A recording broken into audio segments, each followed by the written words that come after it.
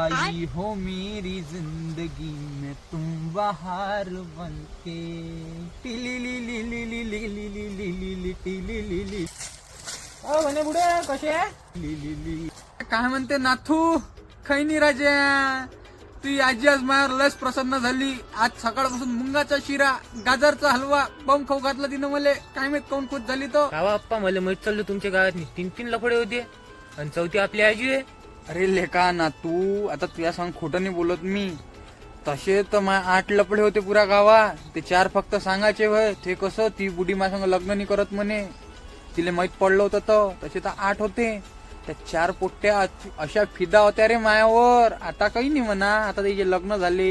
ते एवढे तर नातू असं द्यायचे आता. तर एवढं खतरनाक काम होतं आपलं. अप्पा मग तू तुमचा पूर्ण गावात निघालो असं. हा राजा आता तू माझ्या विश्वासाचा माणूस म्हणून तुला सांगितलं. फक्त त्या बुडीला सांगू नको आता. ते घराच्या बाहेर काढून टाकन म्हणले. चल तुला आता खस्ता पापड काढतो आपल्या गावातला आणि चल मग घरी जाऊ आपण दोघं जण. नातू आप्पा चला.